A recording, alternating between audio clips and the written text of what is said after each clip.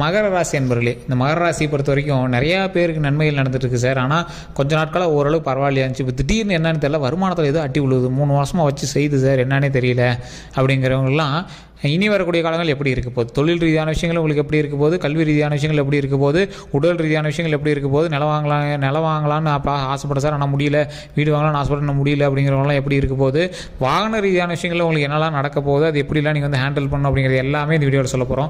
Video skip பண்ணாமல் பாருங்கள். பல நன்மைகளும் இருக்குது, சின்ன சின்ன சிக்கல்களும் இருக்குது. அதை வந்து எப்படி நீங்கள் வெளிவரணும் அப்படிங்கிறதையும் நான் சொல்கிறேன்.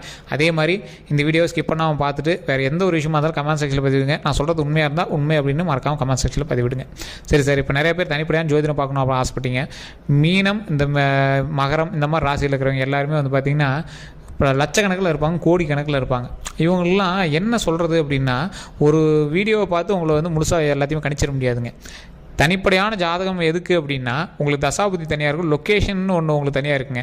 அதே மாதிரி பக்கத்தில் இருக்கக்கூடிய ராசிகளும் இருக்குது. இதுக்காக தான் தனிப்படையான ஜோதிடம் பார்ப்பாங்க. தனிப்படையான ஜோதிடம் பார்க்கும்போது உங்களுக்கு எப்படி நடக்க போகுது, யார்னால் நடக்க போகுது அப்படிங்கிறது எல்லாத்தையுமே கணிச்சிடலாம். அதனால தான் கீழே டிஸ்கிரிப்ஷனில் கான்டாக்ட் நம்பர் டீட்டெயில்ஸ் கொடுத்துருவோம். தனிப்படையான ஜோதிடம் பார்க்கணும் அப்படின்னா ஜஸ்ட் கால் பண்ணி கேட்டு உங்களுடைய ப்ராப்ளம் வந்து சால்வ் பண்ணிக்கலாம். பிரபல ஜோதிட நம்பர் தான் கொடுத்துருக்கேன். ஸோ கீழே வந்து கொடுத்துருக்க நம்பர் கால் பண்ணிங்க அப்படின்னா ஃபோன் மூலமாகவே நீங்கள் வந்து கன்சல்ட் பண்ணி கேட்டு தெரிஞ்சிக்கலாம். ஒரு டைம் ட்ரை பண்ணி பாருங்கள், உங்களுக்கே அதோட மாற்றம் எப்படி இருக்குது அப்படின்னு தெரியும். சரிங்க சார், இப்போ மகர ராசி பற்றி தெரிஞ்சுக்கலாம். மகர ராசி வாழ்க்கையில் முன்னேறக்கூடிய ஒரு முக்கியமான காலகட்டத்தில் அவங்களுடைய சுயம்பா, இந்த மகர ராசி அப்படின்னா சுயம்பு அப்படின்னு சொல்லலாம்.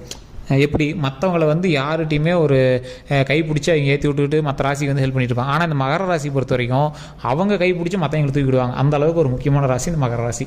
கல்வி ரீதியான விஷயங்கள், தொழில் ரீதியான விஷயங்களில் முதன்மையாக தான் இருப்பாங்க எப்போவுமே. அதில் எல்லாத்துலேயுமே ஒரு பேக்கப் வச்சுட்டு தான் எல்லாமே பண்ணுவாங்க. இவங்க இருக்காங்க அப்படின்னாவே இவங்க ஒரு சேஃப்டி ஃபீச்சர்ஸோடு தான் எல்லாமே பண்ணுவாங்க. யாரை நம்பியும் இங்கே வந்து செயல்பட மாட்டாங்க. அவங்களாவே சுயம்பாகவே செயல்பட்டு சுயம்பாகவே எங்களுக்கு என்ன வேணுமோ அது எல்லாத்தையுமே அவங்களே ஹேண்டில் பண்ணிப்பாங்க. அது மட்டும் இல்லாமல் நிறையா விஷயங்களில் ஃபேமிலிக்காகவே நிறைய சாட்டிஸ்ஃபை பண்ணியிருப்பாங்க. கடந்த ஒரு 4 வருடத்தில் ஒரு இழப்பை சந்திச்சிருப்பாங்க. அந்த இழப்புக்கு முன்னாடி ஒரு முக்கியமான ஒரு பர்சனை ஆட் பண்ணியிருப்பாங்க. திருமணமோ இல்லை குழந்தை பிறந்தது ஏதோ ஒன்று பண்ணியிருப்பாங்க. அதற்கு முன்னாடி ஒரு சின்ன இழப்பை சந்திச்சிருப்பாங்க. அதற்கு பிறகு ஒரு வரவு கிடைச்சிருக்கும். அதற்கு பிறகு ஒரு திருமணம் ஆகாதவங்க வீட்டில் யாராவது ஒருத்தர் திருமணம் ஆகிருக்கும். அப்படின்னா குழந்தை இல்லாதவங்களுக்கு குழந்தை பிறந்திருக்கும். ஸோ இந்த மாதிரி ஒரு வரவு கிடைச்சிருக்கும். அதான் ஒரு இறப்பு, 2 வரவு, அந்த மாதிரி உங்களுக்கு வந்து உங்களோட வீடுகளில் ஏதோ ஒன்று சந்திச்சிருப்பீங்க. நிறைய பேர் வந்து பார்த்திங்கன்னா தொழில் ரீதியான விஷயங்களுக்காக இடம் மாற்றியிருப்பீங்க. ஒரு இடத்துலேருந்து இன்னொரு இடத்துக்கு வந்து மாறி இருப்பீங்க இல்லையா. திருமணமாவது வெளி இடங்களில் கொஞ்சம் தூரமான இடத்துல வந்து பண்ணியிருப்பீங்க. அதே மாதிரி நிறைய ட்ராவல் வந்து போன வருடங்களில் நீங்கள் அதிகமாக சந்திச்சிருப்பீங்க. கல்வி ரீதியான விஷயங்களை விட மருத்துவ ரீதியான விஷயங்களுக்கு நீங்கள் அதிகமாக ஒரு 2 வருடங்களாக செலவு அதிகமாக பண்ணியிருப்பீங்க. அந்த விஷயங்கள்னால ரொம்ப மன உடைஞ்சும் இருந்திருப்பீங்க. இந்த மகர ராசி பொறுத்த வரைக்கும் தொழில் ரீதியான விஷயங்களில் ஓரளவு கரெக்டாக இருப்பீங்க. அதிக லாபமும் கிடைச்சிருக்காது, ரொம்ப ஜீரோவும் இருக்காது. நிறைய பேர் செய்கிறதெல்லாம் ட்ரை பண்ணி பார்க்கலாமான்னு நீங்களும் நிறைய ட்ரை பண்ணியிருப்பீங்க. ஆனால் வந்து ஒன்றும் சாட்டிஸ்ஃபையாக சிக்கியிருக்காது. இது செஞ்சுட்டு இருக்கிற தொழிலே போதுமானதாக இருக்குது அப்படின்னு அதையே பார்த்துட்டு இருந்திருப்பீங்க. வாழ்க்கையில் அடுத்த இடத்துக்கு எப்படா போகிறது அப்படின்னு யோசிச்சுட்டு இருக்கிற சமயத்தில் உங்களுடைய தொழிலே சில ஒரு பேக்கப் வந்து கிடைக்க ஆரம்பிச்சிருக்கும். அந்த பேக்கப்பை பிடிச்சி மேலே ஏறலாம் அப்படின்னு நினைக்கும் போது மறுபடியும் அதுவுமே ஒன்றும் பெருசாக தெரியலையே அப்படின்னு இருப்பீங்க. இந்த காலகட்டம், இப்போ குறிப்பிட்ட காலகட்டத்தில் ஒரு 2-3 மாத காலங்களில் உங்களுக்கு இப்போ இருக்கக்கூடிய ஒரு 2 வாரம் வந்து நீங்கள் சைலண்ட்டாக இருக்கக்கூடிய ஒரு நேரம், சைலண்ட்டாக இருந்தே ஆகணும் அப்படிங்கிற ஒரு நேரம். பழசை கம்பேர் பண்ணும்போது இப்போ ஓரளவுக்கு பரவாயில்லையாக இருந்துச்சு. மறுபடியும் ஒரு டவுன் அடிக்குது அப்படின்னா நீங்கள் அமைதியை காக்கணும் அப்படிங்கிற ஒரு நேரமாக இருக்குதுங்க. தொழில் ரீதியான விஷயங்கள் நிறைய வருமானம் வரக்கூடிய காலகட்டமாக இருந்தாலும் நிறைய பேரோட கண்ணு உங்கள் மேலே இருக்குது அப்படின்னே சொல்லலாம். தொழிலில் நீங்கள் எவ்வளோ முன்னேறீங்களோ அவ்வளோ வந்து எதிரிகளும் அதிகமாகுவாங்க, உங்கள் மேலே இருக்கக்கூடிய கண்ணும் அதிகமாகும். ஸோ அதற்கு தகுந்தாற்போல் அப்போ எலுமிச்சம்பழம் சுற்றி போகிறதோ தேங்காய் உடைக்கிறதோ அதெல்லாம் பண்ணிட்டீங்க அப்படின்னா ரொம்பவே நல்லது. தூக்கமின்மை அதிகமாக இருக்குதான வாய்ப்புகள் இருக்குது, அலைச்சல்கள் அதிகமாக இருக்குதான வாய்ப்புகள் இருக்குது. சில விஷயங்களுக்காக வெளியே போயிட்டு வர விஷயங்கள் அதிகமாக இருக்குது. உடல் ரீதியான உபாதைகள்லேருந்து வெளியே வரணும் அப்படின்னா உடலுக்கு நல்ல எக்ஸசைஸோ இல்லை சரியான உணவோ நல்ல தூக்கமோ தேவை, அதை கரெக்டாக பார்த்துக்கோங்க. நீங்கள் வந்து ஏதாவது ட்ராவல் பண்ணுறீங்க அப்படின்னா வாகன ரீதியான விஷயங்களில் ரொம்ப ரொம்ப ரொம்ப ரொம்ப கவனமாக இருக்கக்கூடிய ஒரு நேரமாக இந்த நேரம் அமைஞ்சிருக்குது. வாகனத்தில் ஏதாவது லைட்டாக ஒரு பிரச்சனை அப்படின்னாலும் டக்குன்னு சரி பண்ணி வச்சுருங்க, அப்புறம் பார்த்தோன்னா அப்படின்னு விடாதீங்க. அதே மாதிரி வாகனத்துக்கு இன்சூரன்ஸோ இல்லை அந்த மாதிரி ஏதாவது ஒரு அஃபிஷியலான விஷயங்கள் எல்லாமே பண்ணி வச்சுருங்க. நிலம் வந்து வாங்குறீங்க அப்படின்னு ஆசைப்படுறீங்க அப்படின்னா அந்த மகராசிக்கு வந்து அதிகமாக நில யோகம் கொஞ்சம் கம்மி தான். ஸோ அதனால் உங்களோட வீட்டில் இருக்கிறவங்க யாராவது பேரில் வாங்கினா அது ரொம்ப ப்ராஃபிட்டாக இருக்கும், அது எவ்வளோ பரவாயில்லையாக இருக்கும். உங்கள் பேரில் வாங்கணும் அப்படின்னா ஆசைப்பட்டு நீங்கள் ட்ரை பண்ணாவே கொஞ்சம் லேட்டாக தான் ஆகும். ரொம்ப கஷ்டப்பட்டு தான் நீங்கள் வந்து எந்த கரையுமே நீங்கள் வந்து பண்ணியிருப்பீங்க. அவ்வளோ ஈஸியால் எதுவுமே பண்ணுறதுக்கு வாய்ப்புகள் இருக்குது இல்லை. இது உண்மை அப்படின்னா மறக்காம கமெண்ட் செக்ஷனில் பதிவிடுங்க. அதே மாதிரி கல்வி சம்மந்தப்பட்டமான விஷயங்களில் சில தடைகளும் உங்களுக்கு வந்து ஏற்பட்டு தான் வந்து சரியாகும். மற்றபடி உங்களுக்கு ஒன்றும் பெரிய இஷ்யூஸ்லாம் கிடையாது. கல்வி சம்மந்தப்படாமல் நீங்கள் கல்வி வந்து ஒன்று படிச்சிருப்பீங்க, அது சம்மந்தப்படாத ஒரு வேலையில் தான் நீங்கள் போய் உட்காந்துருப்பீங்க. இல்லை சார் ஓரளவுக்கு மேட்சிங் தான் அப்படின்னாலும் அது ஏன் படிச்சோங்கிற மாதிரி தான் இப்போ நீங்கள் வந்து வேலையை பார்த்துட்ருப்பீங்க. ஸோ இந்த மகர ராசி பொறுத்தவரைக்கும் அப்படி தான் இருக்குங்க. அறிவு சார்ந்த விஷயங்களில் நீங்கள் பரவாயில்ல, உங்களை வந்து அடிச்சிக்க முடியாது, அந்த அளவுக்கு தான் வந்து இருக்கும். அதே மாதிரி நீங்கள் தொழிலையே நீங்கள் பண்ணிகிட்டு இருக்கக்கூடிய விஷயத்தில் நிறைய பேர் போட்டி பொறாமைகள் அதிகமாக இருக்கிறதான வாய்ப்புகள் இருக்குது.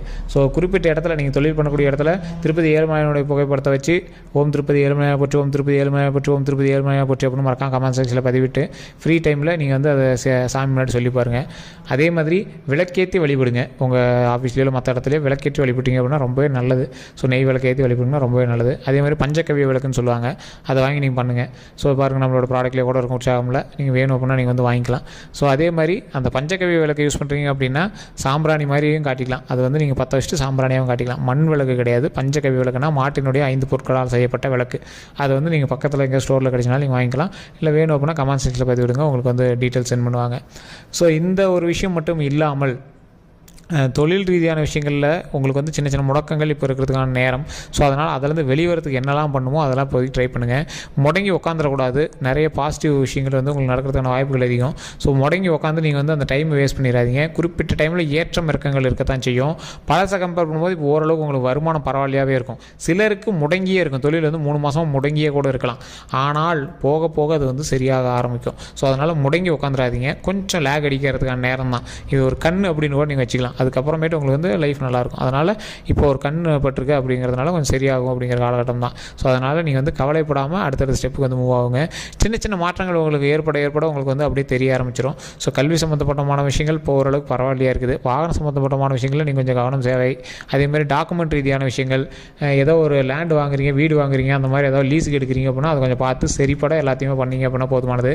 நீங்கள் எல்லாமே பேக்கப் வச்சுட்டு தான் பண்ணியிருப்பீங்க. எப்பயுமே சேவிங்ஸில் எல்லாமே ஓரளவுக்கு 1-2 வச்சுருப்பீங்க. ஸோ அதை வச்சு தப்பிச்சிக்கலாம் அப்படின்னு இருப்பீங்க. சீட்டு போட்டிருப்பீங்க, நகை பேங்க்கில் இருந்துச்சுன்னா அதுக்கு தகுந்த மாதிரி வச்சுருப்பீங்க, நகைக்கான சீட்டு போட்டிருப்பீங்க. இந்த மாதிரி நிறைய விஷயங்கள் நீங்கள் வந்து போட்டிருப்பீங்க. இன்சூரன்ஸ் கட்டியிருப்பீங்க, ஏதோ ஒரு விஷயங்கள் போஸ்ட் ஆஃபீஸ் அது நிறைய பண்ணிட்டு தான் இருப்பீங்க. இந்த மாதிரியான விஷயங்கள் எல்லாமே பண்ணிட்டு இருக்கீங்க அப்படின்னா அது ரொம்ப ப்ராஃபிட் தான். ஒன்றும் உங்களுக்கு லாஸே கிடையாது. அந்த பேக்கப் எல்லாம் இருக்கவே நீங்கள் வந்து அடுத்தடுத்த விஷயங்களுக்கான சேவிங்ஸில் போடுங்க. உங்களுடைய ஃபஸ்ட்டு விஷயம் சேவிங்ஸாக இருக்கணும். அந்த விஷயத்தை நீங்கள் பண்ணிவிட்டு மற்றது தொழிலுக்கோ இல்லை மற்ற எதுக்கு வேணாலும் நீங்கள் பண்ணுங்கள். மற்றபடி ப்ராப்ளமே கிடையாது. ஏன்னா நீங்கள் செய்யக்கூடிய தொழிலானது உங்களுக்கே தெரிய ஆரம்பிக்கும். அது வந்து ஃபைனலைஸ் தொழிலாக உங்களாலேயே சொல்ல முடியாது. சரி, இது எத்தனை நாளைக்கு அந்த தொழில் பண்ண முடியும் அப்படின்னு உங்களுக்கே தெரியாத தொழில் தான் நீங்கள் வந்து பண்ணிட்டு இருப்பீங்க. இந்த ராசியை பொறுத்த வரைக்கும் அப்படி. அது உண்மை அப்படின்னா மறக்காம கமெண்ட் செக்ஷனில் பதிவிடுங்க. சரி, இது எத்தனை நாளைக்கு இந்த தொழில் எப்போ வந்து நிறுத்துவானே தெரியாது, அந்த மாதிரி இந்த தொழில் பண்ணிட்டு இருக்கிறோம் அப்படிங்கிறது உண்மை அப்படின்னா மறக்காம கமெண்ட் செக்ஷனில் பதிவிடுங்க. இருந்தாலும் ஊருக்குள்ளே நீங்கள் தான் பெரிய ஆளாக தெரிவிங்க. அந்தளவுக்கு வந்து உங்களுடைய முன்னேற்றமும் உங்களுடைய உழைப்பும் வந்து அதிகமாகவே இருக்கும். சில விஷயங்கள் சொல்லாமே செஞ்சுட்ருப்பீங்க, அது ஒரு மிகப்பெரிய அவுட்புட்டாகவும் கொடுத்துட்ருப்பீங்க. ஸோ அதனால் நிறைய பேர் வந்து உங்களை வியந்து பார்த்துட்டு இருக்கக்கூடிய ஒரு நேரமாக இந்த நேரம் வந்து அமைச்சிருக்கும். சில தடைகள் வருது அப்படின்னு நீங்கள் வந்து கவலைப்பட வேண்டாம். அதே மாதிரி இன்னும் நிறைய இடத்துல நீங்கள் வந்து லேண்டு தொலைவிட்டுருப்பீங்க, ஒரு இடத்துல போய் செட்டில் ஆகணும் அப்படின்லாம் பார்த்துட்ருப்பீங்க. ஸோ அது எல்லாத்துக்குமே நீங்கள் வந்து வெயிட் பண்ணிட்டுருக்கீங்க அப்படின்னா வரக்கூடிய காலகட்டங்கள் உங்களுக்கு ஒரு நன்மை தரக்கூடிய ஒரு காலகட்டங்களாக அமைப்போகுது அப்படின்னு தான் அர்த்தம். ஸோ சின்ன சின்ன விஷயத்தை கூட நீங்கள் பெருசாக எடுத்துக்காமல் அடுத்த ஸ்கிப் பண்ணிவிட்டு அடுத்த விஷயத்துக்கு போயிருங்க. ஏன்னா நீங்கள் சின்ன மேட்டருக்கு கூட நீங்கள் வந்து மைண்ட் அப்செட் ஆகக்கூடிய ஆள். ஸோ அந்த விஷயத்தில் நீங்கள் வந்து மைண்ட் அப்செட் ஆகாமல் நீங்கள் உண்டு, உங்களோட தொழில் உண்டு, உங்களோட வேலை உண்டு, உங்களோட ஃபேமிலி உண்டு இருந்தீங்கன்னா உங்களுக்கு எந்த ஒரு ப்ராப்ளமே கிடையாது. அதே மாதிரி நிறைய முதலீடு போட்டு ஒரு தொழில் ஆரம்பிக்கிறாங்க, அதுக்காக பணம் கேட்குறாங்க அப்படின்னா நீங்கள் கொஞ்சம் பார்த்து பண்ணுங்கள். அந்த விஷயத்தெல்லாம் ரொம்ப கவனமாக இருங்க. டாக்குமெண்ட் இல்லாமல் ஒரு சர்டிஃபிகேட் இல்லாமல் எது இல்லாமல் நீங்கள் வந்து யாராவது கடன் கேட்குறாங்க அப்படின்னா அதை ரொம்ப பார்த்து பண்ணுங்கள். சின்ன சின்ன விஷயங்கள் நீங்கள் கடன் கொடுத்துட்டே இருந்தீங்க அப்படின்னாலும் அதுமாதிரி திரும்பி வரதுக்கான வாய்ப்புகள் உங்களுக்கு ரொம்ப கம்மியாக தான் இருந்திருக்கும். நிறைய விஷயங்களில் நீங்கள் வந்து முட்டி மோதி செயல்படக்கூடிய விஷயங்கள்லாம் நீங்கள் ரொம்ப சிக்கலை சந்திச்சு தான் நீங்கள் வந்து மேலே வந்தவங்க. ஸோ அதனால் நிறையா விஷயத்தில் ரொம்ப கவனமாக இருக்குது. அது ரொம்ப போதுமானதாக இருக்கும். அதே மாதிரி நீங்கள் வாகன விஷயத்தில் ரொம்ப ரொம்ப கவனமாக இருக்க வேண்டிய விஷயம்.